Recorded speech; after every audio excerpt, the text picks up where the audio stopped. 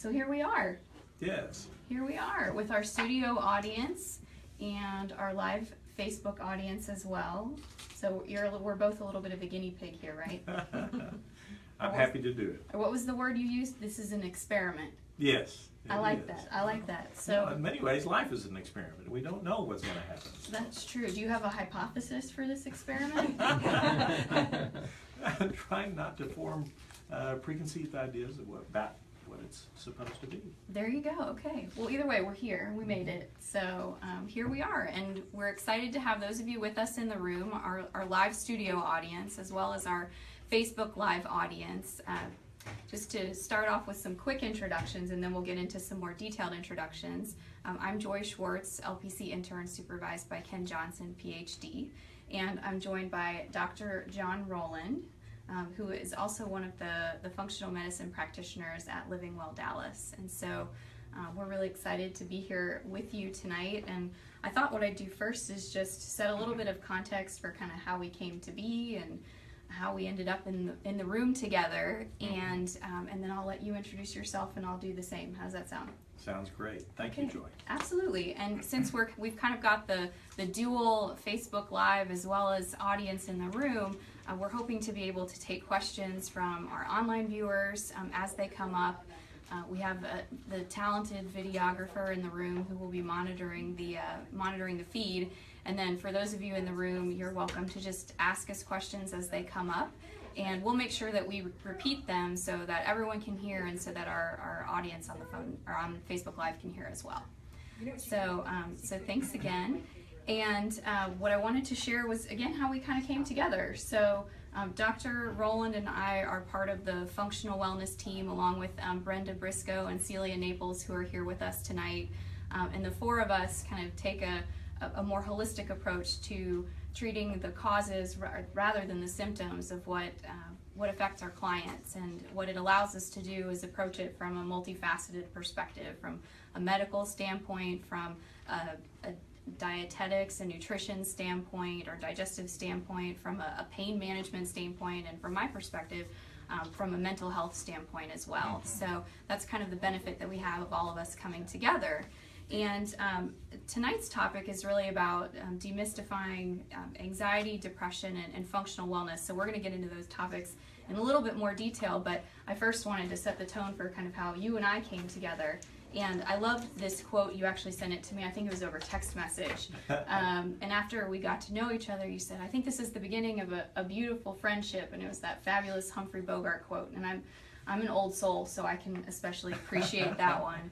But what we found was that there really is a strong mind-body connection. And what I found in Dr. Roland is a different breed of doctor, a kind, empathetic, considerate, intuitive doctor with high emotional intelligence, who's really patient and has a lot of time for others and certainly clients. So now that I've completely thoroughly embarrassed you, right, and haven't given you the floor at all, I wanted to give you a chance to introduce yourself, and then I'll do the same.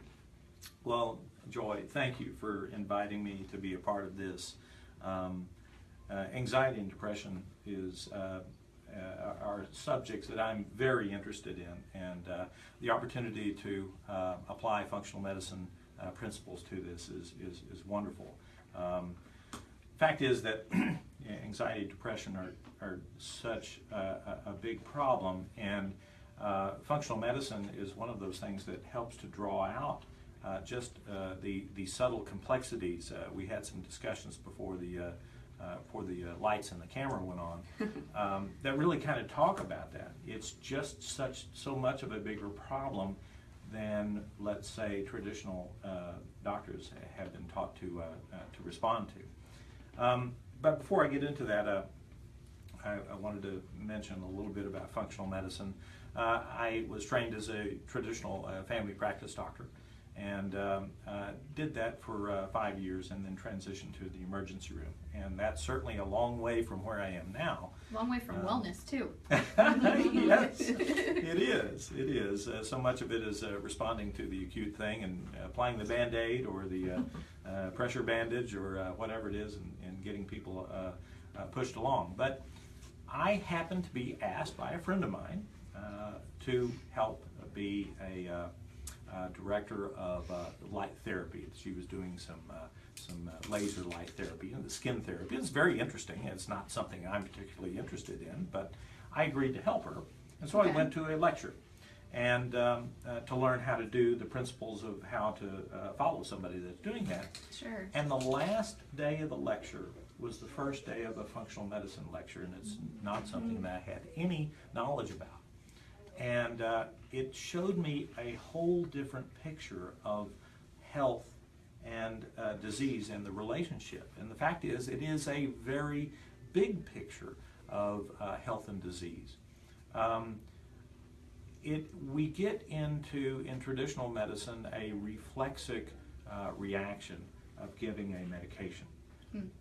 We even label it that it's medicine, it's the practice of medicine, when in fact the process of health and wellness is much larger than that. Absolutely. So I started pursuing it and started recognizing that most of the time we were treating symptoms and not really addressing the origin of disease, which again had so many facets to it that I was not trained in. And so I knew that I had to go. I was very successful. I was an area manager of 13 ERs, and my career was set. Sure. But I felt uncomfortable going forward, now knowing and now understanding this bigger picture. So I just had to make a change. Yeah, and that takes some risk too. Well, thank you. Yeah, Yes. well, I mean, you know, in my work I speak a lot about job and career transitions, and so That's right. you had to take a leap of faith to move down that path. So, but we're glad you're here with us. Thank you. And there's a dearth of functional medicine practitioners, so we're glad you're part of the team.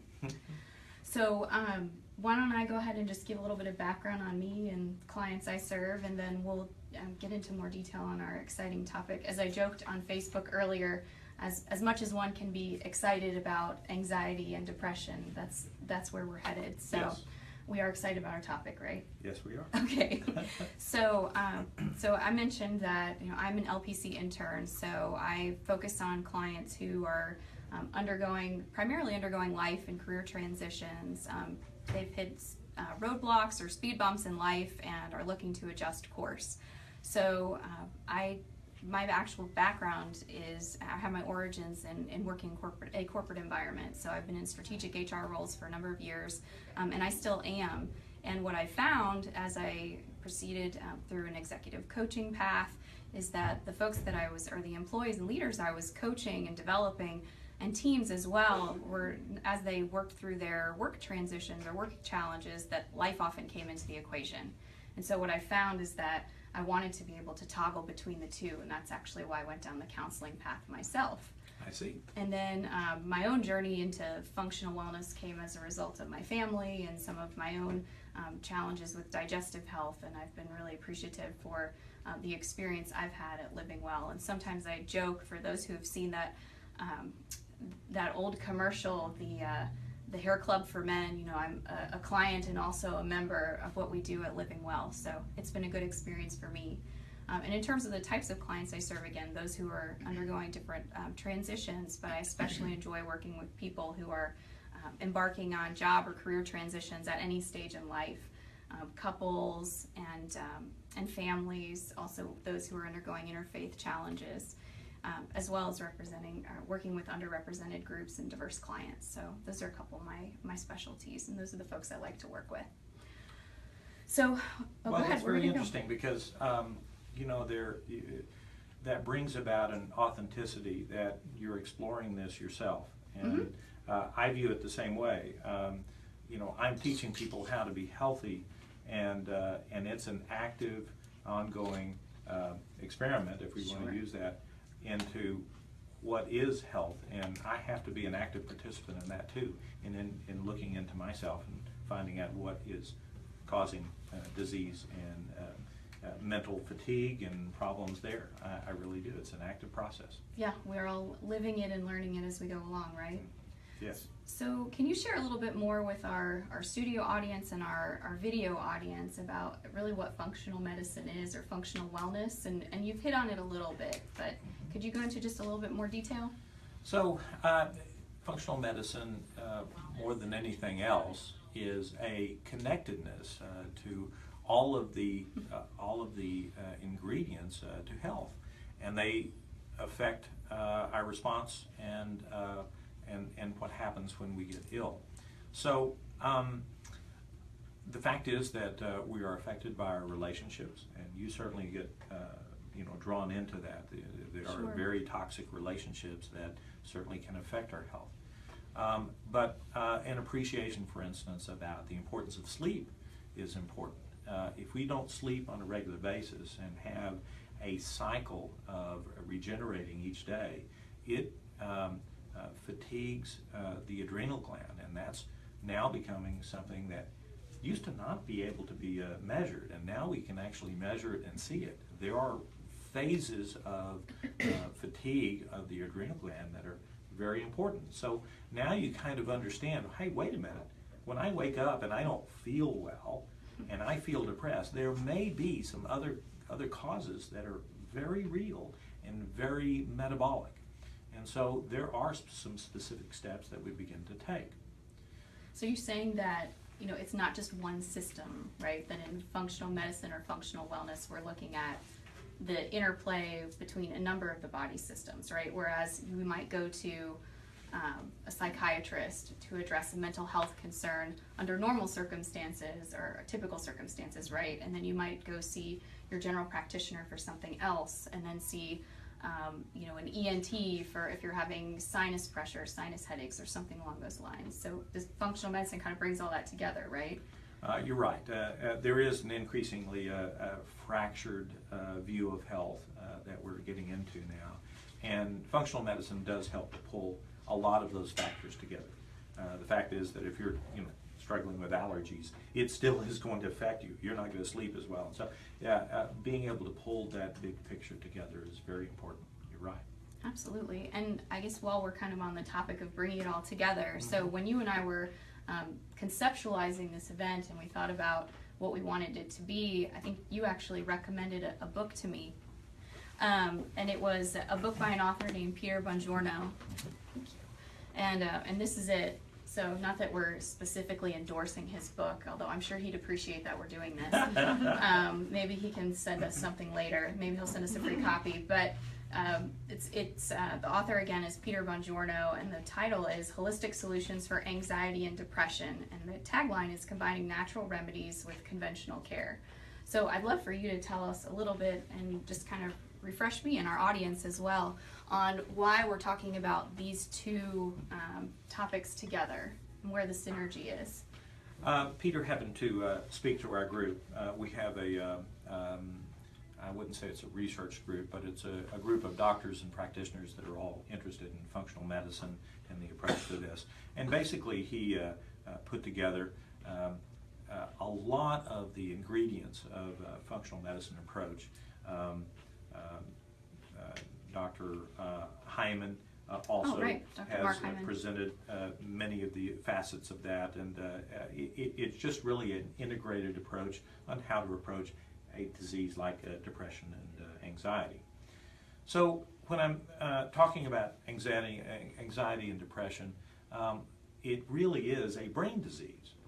And the brain isn't functioning right. Not only is it the specific thoughts, and you deal a lot with that. Sure, the right. origin of that. Cognitions and our environmental factors and all those other functions. Yeah. And the insults that we had when we were growing up. Right. Yes. Being raised by domineering women and men that do the different things. You're not speaking from any personal experience at all, right? Absolutely.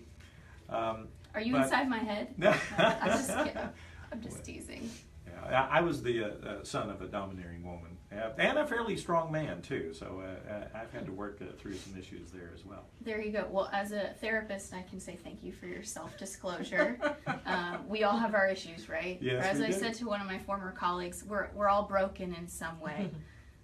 And we're not just broken, we're a product of our environment and our upbringing and all of the above. So we're all work in progress. That's a great comment, because we all are, and we all have certain perspectives and problems that we work on.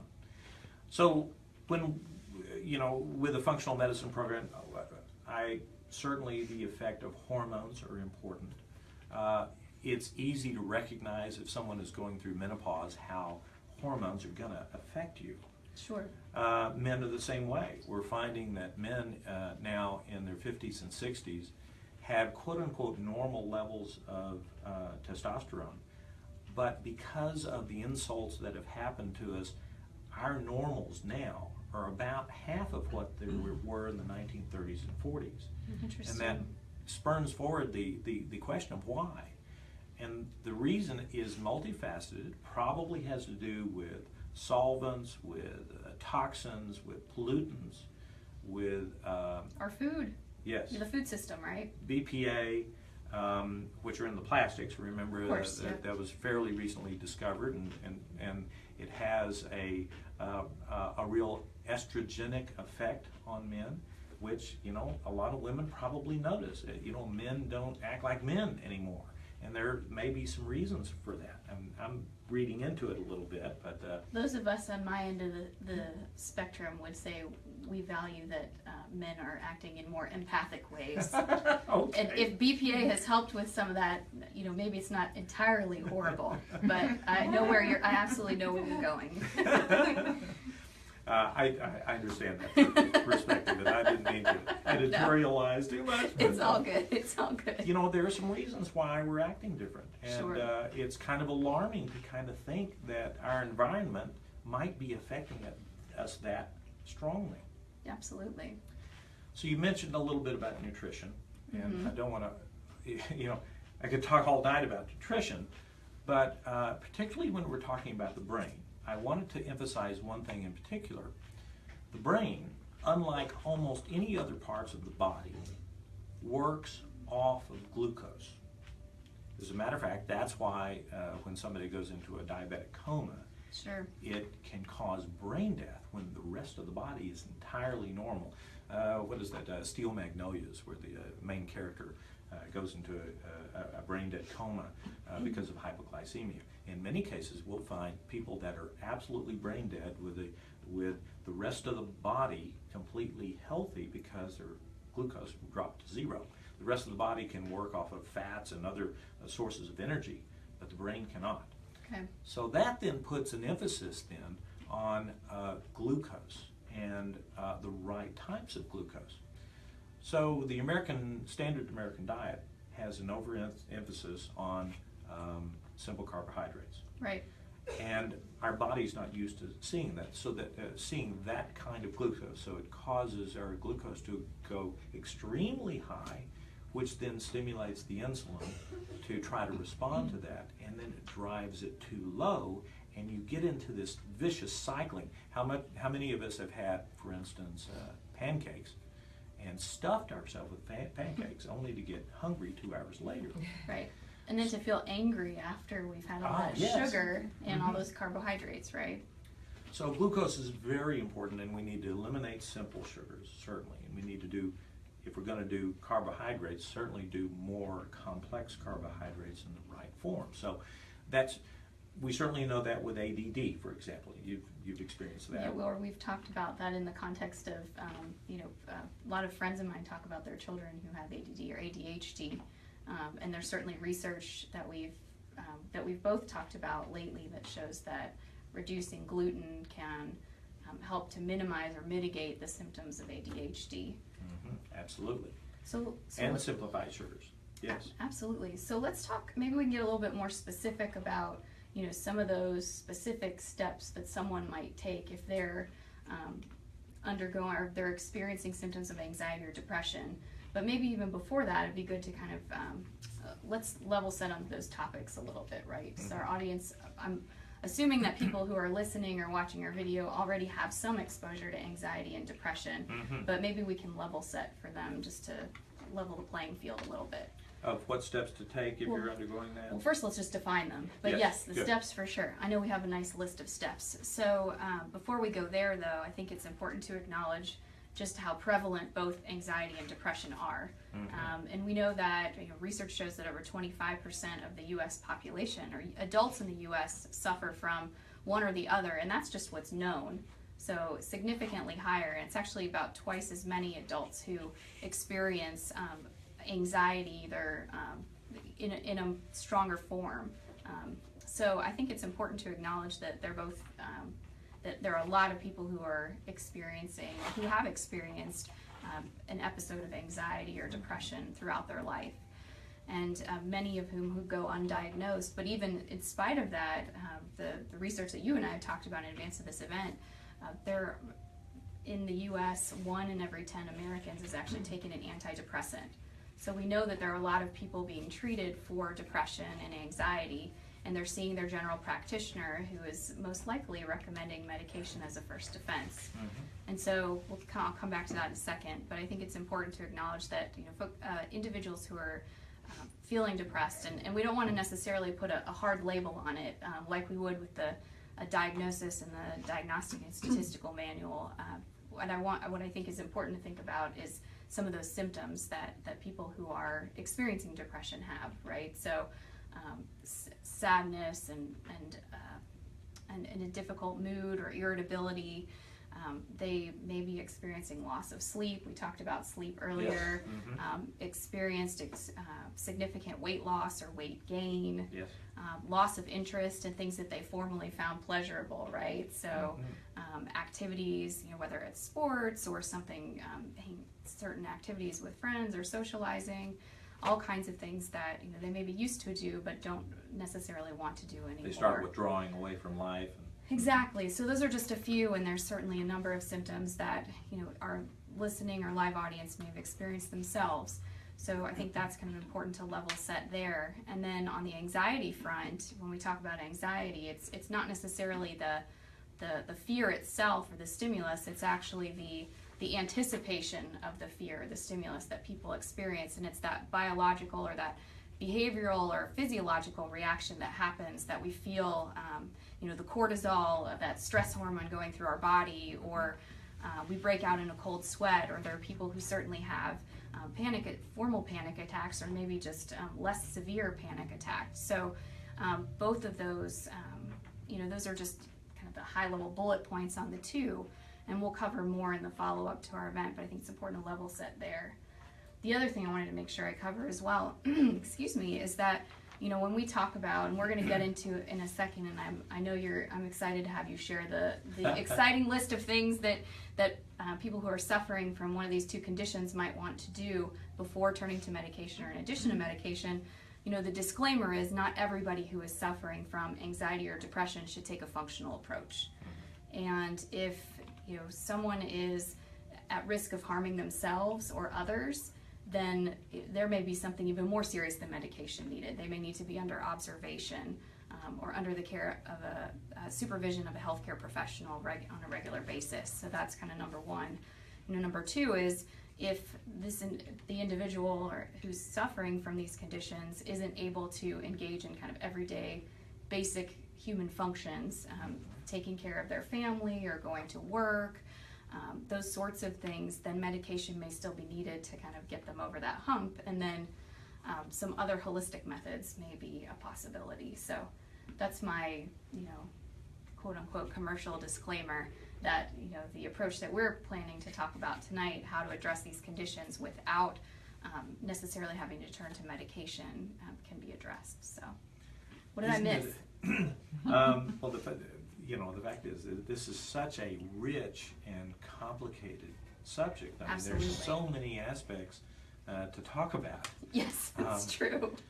As you we could talk all night just about serotonin levels, right? We could, which would be a little dry, and yes, I'd be glad to go there, but I think that we would lose some of our audience. We probably would. There's plenty of research online about about SSRIs and serotonin and the neurotransmitters that can lead to these things. Absolutely. But one of the things that I wanted to, as you were talking about, that I wanted to emphasize is that as we were talking about work and family and kids and balancing all of that always is difficult.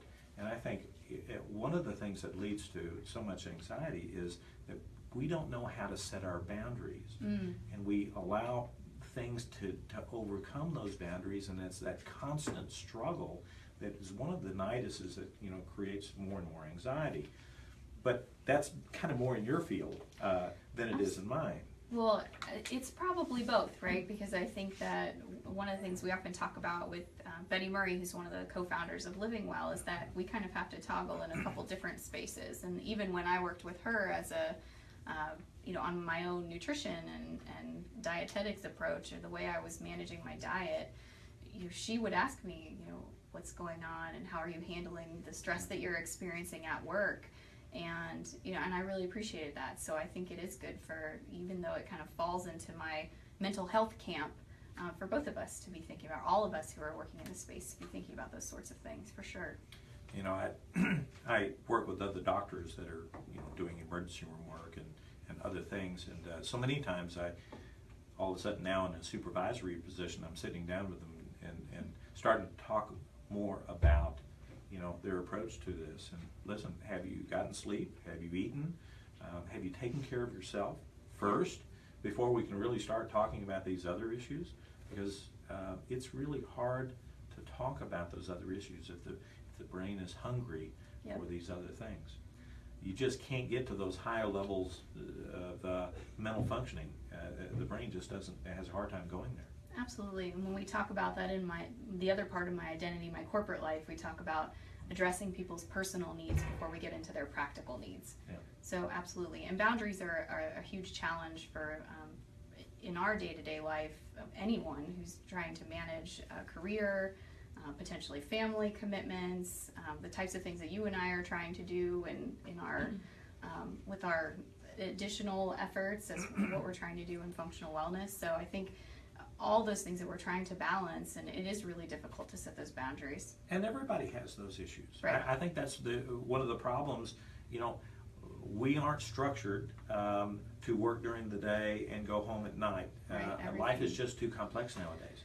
It is. Kids, are running here and there. Their activities are now dispersed all over the place, and so it's really important to kind of create some space to create, some wellness around the dinner table, and to turn the phones off, and learn how to kind of shut things down for a while.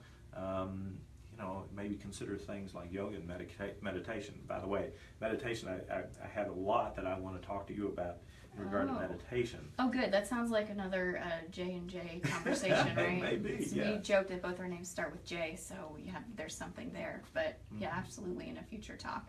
And when we get in the topic of boundaries, or when I work on this with clients, I often start with the efforts to prioritize. So what's most important to you? What do we need to go address first? And that helps kind of facilitate the dialogue around boundaries and to set some of those parameters and set related goals. Absolutely. And to help them start to recognize when people start infringing upon those, and how to kind of step forward, give them those small baby steps along the way. Exactly, how to protect themselves from the interference with those boundaries. Absolutely. Yeah. So you talked a little bit about mindfulness and meditation. We've talked about sleep. So in terms of some of those steps that individuals can take when it comes to addressing anxiety and depression with more of a functional approach. But I want to pause there because you and I have been chatting a lot back and forth, and hopefully we haven't lost our studio audience completely. But it looks like we have a question, so maybe we'll save the juicy part of our list of steps and answer some questions from the crowd. So here's one. If somebody wants to get off medication, and I know y'all have alluded to this, but maybe you could go into more detail. What are the first steps that someone with anxiety or depression symptoms should take if they want to get off their medication? So let me repeat that first, if you don't mind. Please. Unless you want to. No, go ahead. You might have the more sonorous voice. I don't know. So we had a great question, and a timely question actually from our studio audience, which was about if someone wants to address the symptoms of anxiety or depression, how might they do so while moving away from medication or without having to use medication? So you were excited, so I'm going to let you start fielding that one. So that's a complex question. We're talking about somebody that already has significant symptoms and diagnoses, and they're on medications. One of the problems with these medications is that they affect the uptake of neurotransmitters many times. And so when you start blocking the enzymes that resorb we're talking about nerves that connect, and then at the connection there are these neurotransmitters that are released and then reuptake.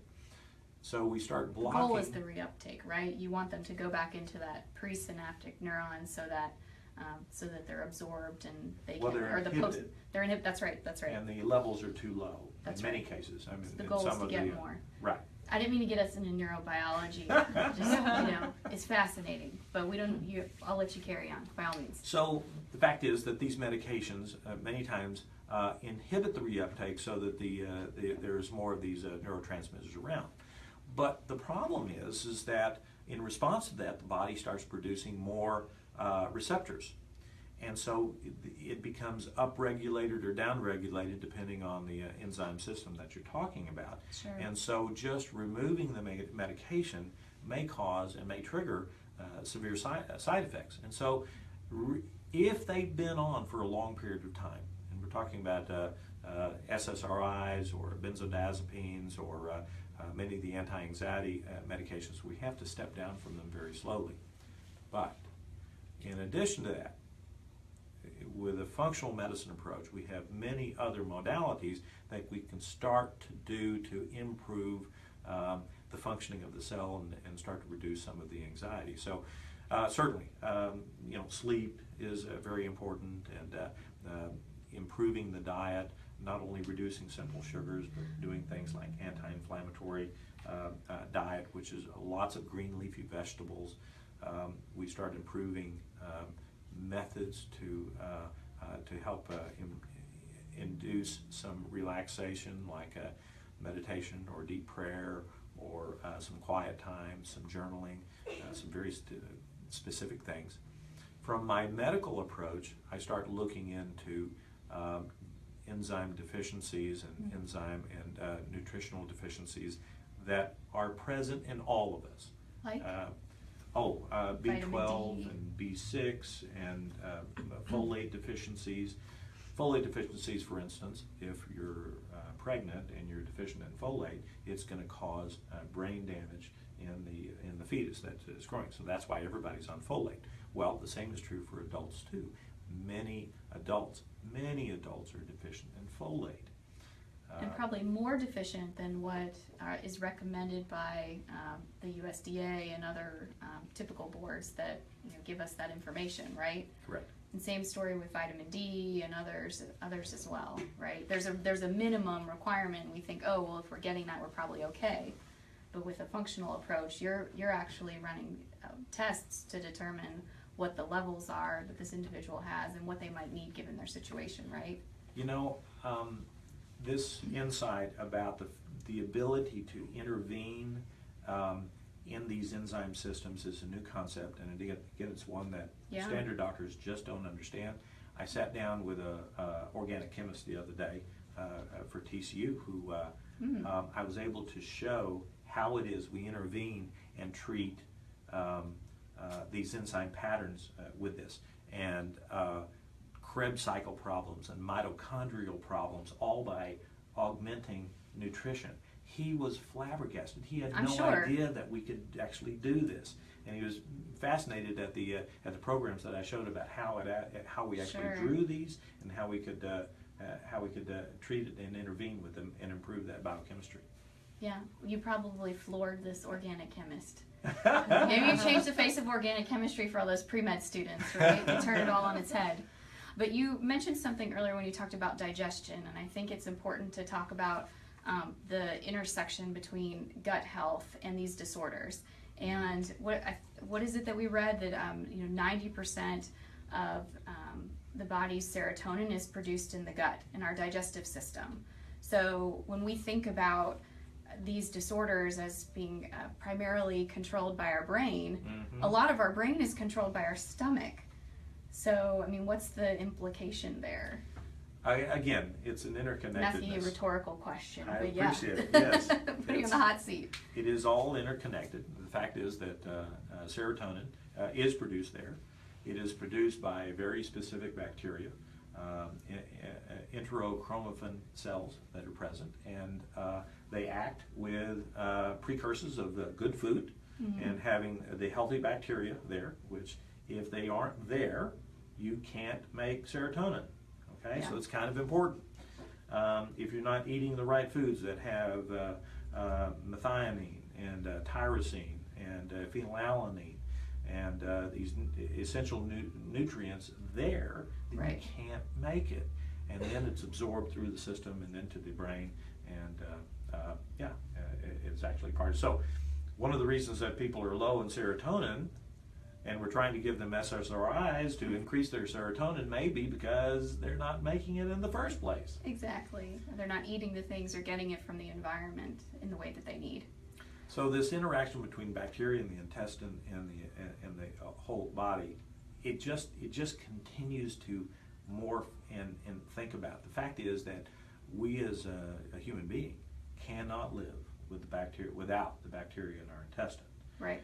And so the concept even from a psychological standpoint of Yeah. who it is that we are is really kind of interesting. We are not just our brain. We Right. are not just our body. And maybe that concept maybe needs to include that we are also connected to the bacteria in our intestine and the healthy foods that we eat. Absolutely. So we really are connected to our environment in total. Well, it's true. Well, I think I teased you the other day. You were driving through, if you don't mind the disclosure again.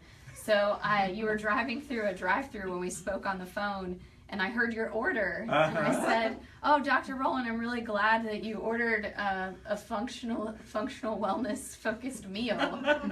There was no gluten or any type of carbohydrates in your chicken salad that you ordered." Okay, I will tell you that I was drinking coffee at the time. I was listening to you, and then I was ordering. Okay, so you didn't have the whole mind-body connection working there, but I was glad you were eating it, and it made me think about. So we just got a new cafeteria at my company, and there was a little tent on the table that said, "If you're feeling depressed, you should eat." And what do we usually eat when we're depressed? Sure. Junk, sugar, right? Chocolate, milkshakes. Those are the old days. And it said, what do you think it said you should eat? Oh, green leafy vegetables and Spinach.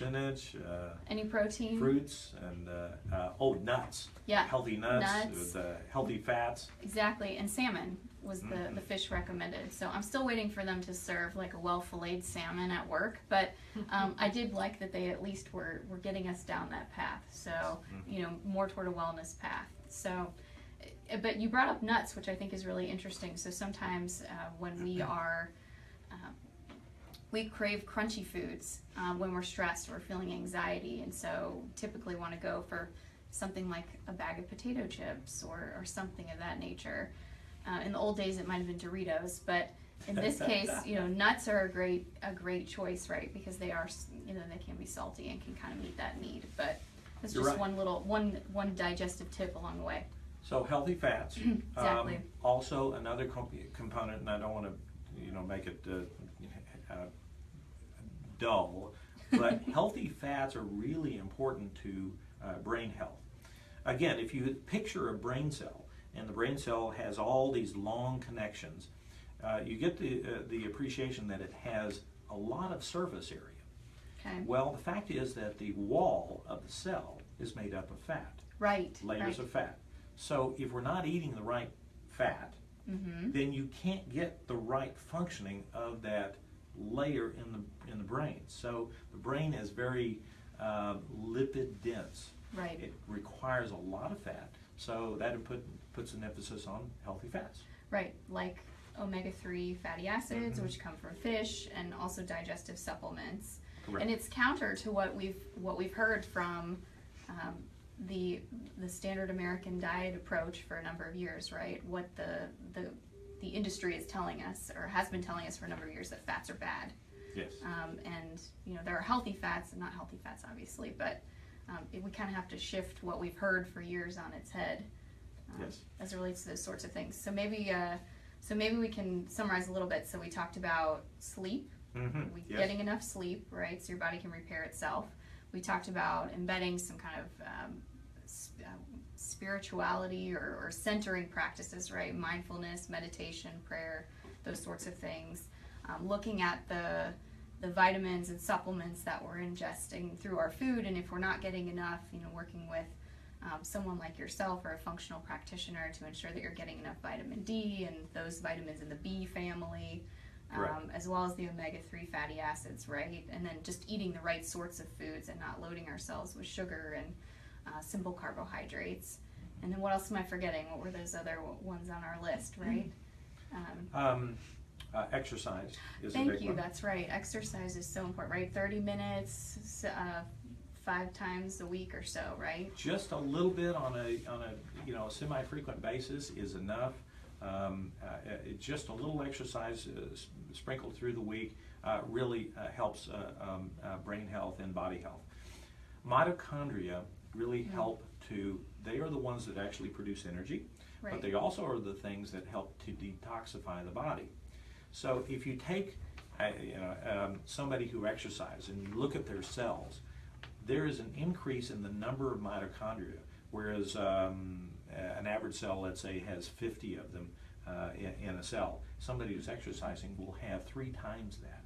And so it really increases the ability of the body to handle some of the challenges that we have of getting rid of toxins, pesticides, pollutants, artificial sugars, artificial flavors, all of these insults that just kind of sneak into our diet. So it's not just about the endorphins that are released and that, that runner's high, or not necessarily runner's high, but that good feeling that you get from exercise. That's a part of it. But what you're saying is that it rebuilds our mitochondria and then helps to facilitate kind of broader cell repair, right? Or more holistic cell repair. Absolutely. And this also, brings out a condition that old doctors used to know, and they didn't know why it was healthy. You go to your doctor, get a good night's rest and eat right and everything. Well, now we get so caught up in all these medications, and now we're actually understanding, well, wait a minute,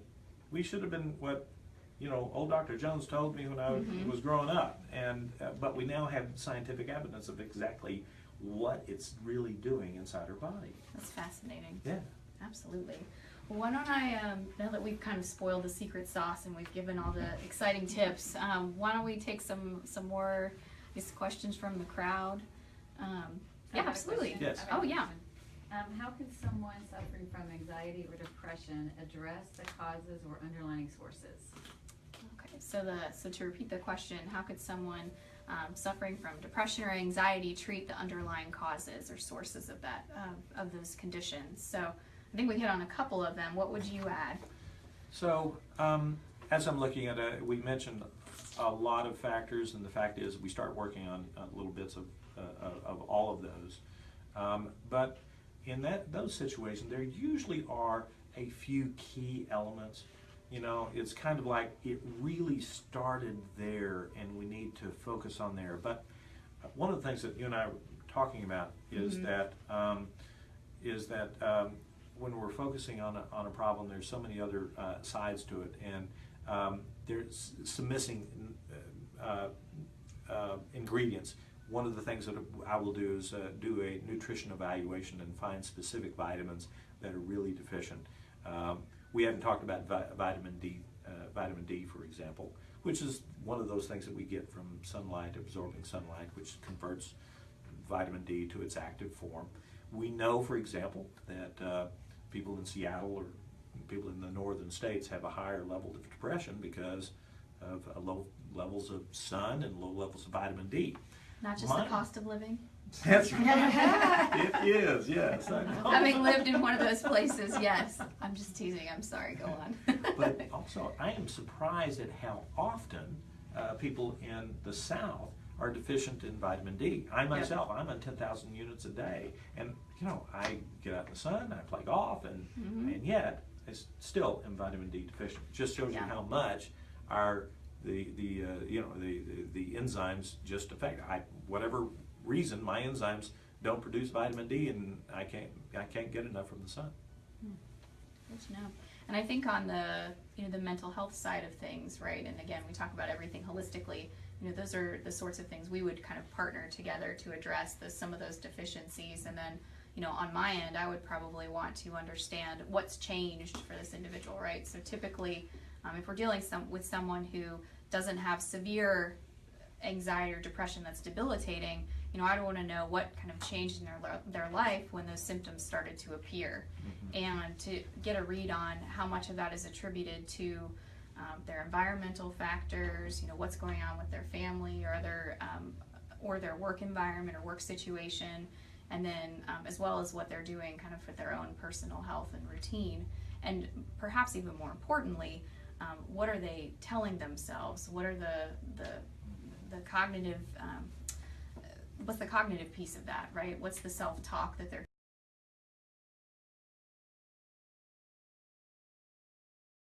If I can, I'd Please, like to, yeah. my own personal bout, and I I battled won't depression. pretend to play a doctor on TV, but you're welcome to play a therapist if you want. Apparently I am, so Have I'm I doing credentialed you that. already? So, Okay, there you go. All right, whatever works. No, but my personal plight is I battle depression from time to time, and one of the things that I continue to work on, I'm reading a book right now called The Peaceful Warrior, and one of the things that the messages I get from it is that we really have to be warrior-like in approaching our own personal health, making sure that the temple is clean and that we're working hard in protecting it, but also being warrior-like in interpreting the thoughts, because so many times the thought that first pops in my head is not right, like not correct, like that person doesn't like me, or that I'm not good enough, or whatever it is, and go, wait a minute,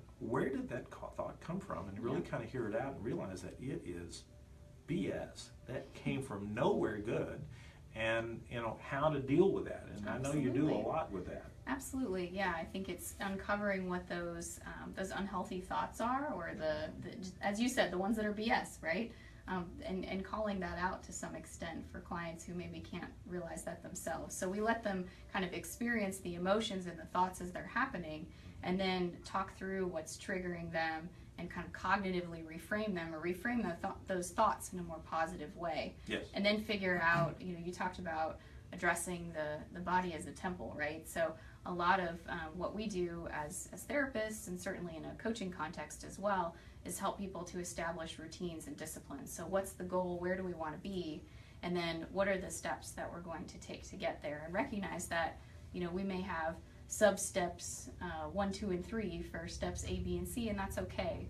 We kind of work at the pace of the client or whoever's undergoing those sorts of challenges. If I might expand on that just a Of course, little bit. I've already endorsed you as the part-time therapist here, so you're good. So I was facing a particular challenge, and I realized that the trauma was the original trauma was when I was a young man, 12 or 13. I was envisioning myself never to be in a position that I was going to have a quality long-time relationship. And that insult went way back then. Why don't I have a girlfriend? Why don't I can't seem to communicate? And so I was meditating on that. I was using another form of meditation, and I went to myself and I was trying to heal it, or trying to get through to it. I couldn't get through, but finally I just sat with my own self as a 13-year-old child and really just held him. And so it was myself comforting myself, and it was a really warm and tender, and all of a sudden that anxiety resolved, and it was really interesting. Well, and I think it takes, and thank you again for you being so transparent about kind of your own challenges with these sorts of situations, and also your own personal struggle. I think that when we look at these sorts of disorders or these approaches, we have to recognize that one size doesn't fit all, right? And so for someone like you, probably did require a lot of introspection and looking back and having that level of self and past awareness. I think it totally depends on the individual and what they're working with. And I think the fact that you were able to uncover something from your past that was impacting you tremendously in your present day life takes a lot of courage. So, one thing that we do is, one thing we do in a therapeutic context is try to help clients who are going through these challenges feel comfortable with their journey. and let it be okay to kind of explore those inner emotions and inner experiences. And so I'm glad that you had the support that you needed to get through that one for sure and arrive at that awareness. Well, thank you very much. Absolutely. Okay, so I know I know there were some questions that were shared before we even started, but we'll just kind of pause and see what else there is from the crowd. Can I have a couple questions? Oh my gosh, of course, please, a couple. So we started out talking about how people might get started to transition off meds. So I'd like to kind of go back to that topic, like how have people successfully transitioned off of antidepressants or anti-anxiety medications from a functional medicine perspective. And the other is the prevalence of the connection between hypothyroidism or thyroid disease and depression. Like how are those connected and how is that dealt with in functional medicine? Oh, okay, so two really good questions. Let's start with the hypothyroid question and then we'll come back to the other one. Okay. So I'm going to actually turn that one over to my MD friend here. So Dr. Roland, that was another one of those steps in terms of treating anxiety or depression without medication. Addressing hypothyroidism or the presence of it is something that one would want to explore. So can you say more about that? So, relationship of hormones, basically, and thyroid being one of them. We mentioned adrenal function and how important that is to sleep, and there are some specific things we can do to help regenerate the function of the adrenal gland. Same is true for thyroid, and it's interesting that there are some people, a lot of people that have Hashimoto's disease that get treated, for instance, with T4 Synthroid, the synthetic natural hormone, which sounds great. It is bioidentical, to coin a term that's very important for women's hormonal health. Okay. But giving just T4 is oftentimes very incomplete treatment. Hashimoto's is an inflammatory disease. And as an inflammatory disease, all of a sudden the functional medicine side of me goes, wait a minute, we can treat this. Right. And we can. Traditional doctors don't understand that we can treat inflammation and we can reduce inflammation, and we can. So we start with diets and finding out foods that we're sensitive to and not sensitive to, and frankly, fixing it so we're eating the right things. And then we intervene with vitamins and everything to help the cells function better. But in addition to that, T4 alone kind of puts the thyroid into suspended animation, and it doesn't reactivate it. The fact is, many times we can wake the thyroid up by using T3. T4 circulates through the body. It's inside the cell that T4 is turned into T3, and then it goes inside the nucleus to turn on and off specific genes, most particularly those that are associated with metabolism. So a lot of people feel cold, right? And they're on thyroid medications and they still feel cold. Well, guess what? Their numbers are right, and yet they're hypothyroid. And we know that hypothyroidism is tied to depression. It's been estimated by a number of skilled people in this field that the treatment of thyroid disease is about 17 years behind the current medicine. And it really is true. It just is not known about this using of T3 and waking the thyroid up, and especially approaching the thyroiditis. So that's another one. Another hormone that is important is cortisol in response to stress. So I have an ER doctor that's working night shifts, and he's and he's still fielding business calls during the day and everything. He's constantly under stress, and he's got a stressful job. He's got a stressful home life, and he's constantly surrounded by stress. Well, this ends up moving all of the hormones away from the stress, from the healthy hormones like estrogen and testosterone, into cortisol. Right. And cortisol, guess what? Causes central obesity. And it causes all kinds of gastrointestinal issues. Testified.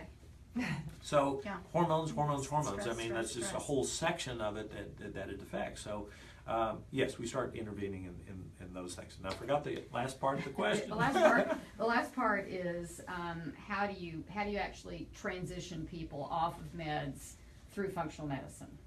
Okay. when they're taking antidepressants or anti-anxieties or both. So how do we transition them off? So medication-wise, we transition them slowly because of all of the effects of those neurotransmitters and the receptors that we talked about. Many times those are involved. And then we're inlaying healthy habits. And you know, it's with all of this can be easily overwhelming. Very. All of these things that we're trying to change. And so we try to find those focus points and really get moving on a few key things. The other things will fall into place later. And that we get people moving, fix their diet, we get some healthy habits in place. Address the low-hanging fruit first. Yeah. Help them with borders, what did I say? Boundaries. Boundaries. Yes. Help them with boundaries. That's right. And, you know, help to structure their life so that they're, you know, fixing the path. Absolutely. That's a great point. You totally hit the nail on the head. And I would say that we have to kind of go with where they are. It's one of the things that's important to recommend or important to acknowledge with a functional wellness path in general. That, you know, some people are so wrapped up in their day-to-day routines, and that it takes a huge mental shift to go down this path of functional wellness. I was resistant myself for a long time, and I said, I'm not going to go down this path until, and again, you know, my conditions are different, but I told my whole family, who had all been down the path before me, I said, I'm not doing this until I transition out of my current job and start a job that is less stressful. I know myself, and that's what I need. And then, you know, slowly I started to incorporate some of these practices, right? The mindfulness and meditation to quiet the noise in my head, you know, to feel that sense of inner calm and peace, to eliminate the foods that were going to cause inflammation and were affecting me, and to really try to manage my stress level and incorporate, you know, the right kind of exercise and all those other factors and all this. I mean, the litany of supplements just that we have to take, even as healthy people. I was a relatively healthy person, so not to scare everybody off, but it takes discipline and routine. And so, but when I first started down this path, and I worked with Betty when I just wanted some, Betty Murray, again, one of our co-founders, you know, it started with, why don't you try eating more protein in the morning when your cortisol levels are high, to try to lower that. That will help control your stress to some degree. And then in the afternoon, why don't you try having a healthy snack at 3 o'clock so that you don't end up eating a milkshake at 8 p.m. You know, before I had a 3-year-old and was actually able to get out of my house to go get a milkshake at night. So, you know, we work with clients and patients where they are, but getting someone off of medication is not an instantaneous process. We have to do it slowly, address the low-hanging fruit, and really meet them where they are. Yeah. And one of the things that I'll do is I'll work with the patient and say, listen, when is a good transition time? You know, is it beginning of the year? Is it, you know, after the school year ends, when you've got a little bit more time and you start really kind of restructuring and, you know, holding space for the fact that these people are hurting. Right. You know, sometimes what they need is a shoulder on until they can kind of gain enough strength to really start taking those steps. Absolutely. That's a good point, right? Sometimes they just need the emotional support and the space to make the change. Yeah. Absolutely. So are there questions from our crowd? We probably have time for you know, 1 or 2 more questions, and then we get to bring things to a summary and a close. Yeah, absolutely. Oh. What resources are available for people suffering from anxiety or depression? So what resources are available for people suffering from anxiety or depression? So I think we've covered some in passing. You want to start and then I'll add on? Well, certainly. We are good resources. We're interested in this problem. And when you have practitioners that are particularly interested and focused on anxiety and depression, they tend to be better at it. There are ways of looking for functional medicine doctors, and the Institute for Functional Medicine is one of those sites that you can find. I would particularly try to find counselors that are associated and are knowledgeable about all of these other interplays and have some kind of relationship with practitioners that do some of this as well, is what I would say. Absolutely, and for those who aren't based in Dallas, you mentioned the Institute for Functional Medicine. Their website offers a listing of functional medicine practitioners across the U.S. So that's one place where others can go if they wanted to go down this path for sure. And then certainly, nice plug for what we do here at Living Well Dallas, where we, again, try to treat the whole person for sure. Now, we had a question earlier before the event started about, when are there things that we could have done when we were younger? Or are there things that we can do now for those of us who have children to try to help address these sorts of issues before they become issues, right? So, I would be curious about your medical point of view on that one. I certainly have a parental point of view as a parent of a toddler. But what advice would you give for parents who are listening, or those of us who maybe just wish we would have started down this path a lot earlier? Boy, I'm going to say that, I'm learning as well. Sure. I look at my kids and how they're responding, and, I will say that they don't have good sleep habits, and they have, good study habits, but we need to work on the sleep habits, and we need to work on healthy eating. Two of my kids are really pretty good about eating, and one of them is atrocious. And we're working on it, we're working on it, and we find some humor in that, because Sure. I'm not as good at it either. When I start to go through a slew of nights, it's really hard for me to eat well, and I struggle taking my supplements as well. So We're not perfect, is that what you're trying to say? yeah, we We're are. not perfect. Well, and you mentioned sleep again, and one of the things I think we don't think about often with sleep and with our kids too is how important it is for us to kind of be, quiet and calm as we're getting ready to go to sleep, to avoid the lights in the room Mm-hmm. or other distractions, and certainly not watching TV in our room before we go to bed. That the visual of the screen is not helpful to us as we start to get ready to go to bed. And we certainly got to get our body needs to produce that melatonin, right? So we Correct. need the darkness in order to get ready to go to sleep.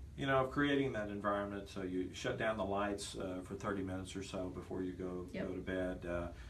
Maybe do some journaling, maybe some quiet reflection. One of the things that it's important to know is that the frontal lobes really start shutting down as we get late and approaching time of sleep. And so setting the mood, and just like we do when we're about to start a session, we want the session to start with, a welcoming kind of environment. Same thing in approaching sleep. We want a welcoming thing for going to sleep, and setting the mind in the right frame. And one of the things that I will teach is, I picked this up from Martin Seligman, I think we talked about. Oh yeah, the father of positive psychology. So a very, very good exercise is to envision 3 things that day that happened good to you that day. And then to think of the factors that contributed to those good things. And then even more significant, what can I do in the future to help more good things happen?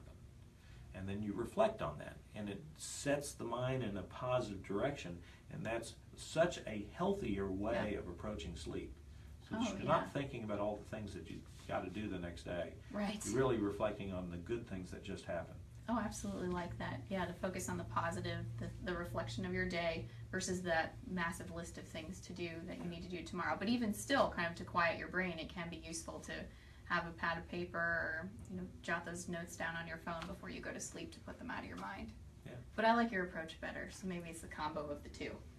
Well, in those exercises, as Martin Seligman was teaching us, do much better in regard to turning on and off certain things inside the brain than just quote-unquote giving a medication, which in some ways puts things to sleep, or in some ways tries to stimulate, but it's not specific. As a matter of fact, we can't take a medicine to turn this thing on and this thing off and this thing on and this thing off inside the brain. But we can do it with mental exercises. And by doing that, we can develop certain strengths, and we can develop new skills that we didn't have. Absolutely. No, I love that. That's great. So I think we're approaching a close, Dr. Roland. I'm so glad we were able to do this together, and maybe I'll just do a last quick call. Any last minute burning questions? We're good? Yeah. What is that? Did we have anything from the? I think we're good. I think between I think we got them covered. So I'm sure we'll have follow-up responses to Right. from our video feed, which we'll be sure to send out, and I'm sure you and I have already been mentally thinking about a list of resources we'll want to provide along with the video post-session. And please ask us for clarification on anything that we talked about tonight that you'd like more information on. Absolutely. So special thanks to our live studio audience for making this more enjoyable than just talking at a camera. Thank you very much. And thanks to our viewers online as well. We appreciate your support. A couple things we wanted to share before closing. I guess maybe a few summary thoughts. Before we do that, I wanted to mention that for those in the audience or those who are listening and you catch our message, Dr. Roland and I are offering, each one of us individually offering a free 30-minute consultation with us. So that's a significant value on both of our ends, and we encourage you to take advantage of it and schedule time with us by calling Living Well. So in that session, we kind of briefly go over what it is that's going on in your life, and then we bring up some ideas of highly likely topics that are going to be important in putting a program together for you. So it's not only inexpensive, a free way of kind of getting an idea of what it is that we would do if you decided to become a patient of ours. Absolutely. Yep. Thank you for mentioning. We'd absolutely structure it out for our prospective clients. Yeah. So just a few quick thoughts. I figured we'd summarize things, and then we'll thank everyone again, and we'll call it a night.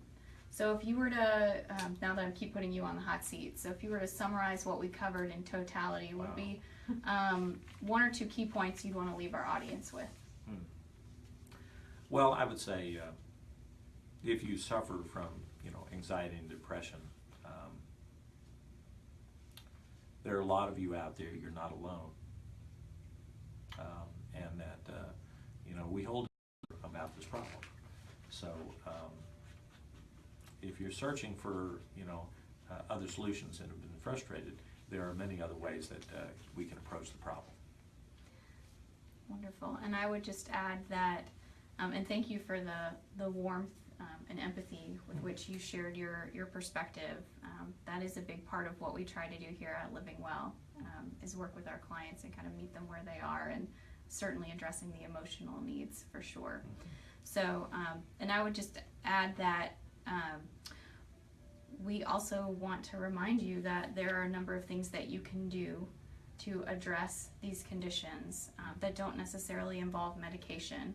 And we address those steps kind of sporadically, but we'll address them again and follow up to our message. There's 8 or so steps to reduce the reliance on medication. We think that's really important and a part of what we try to do in functional wellness.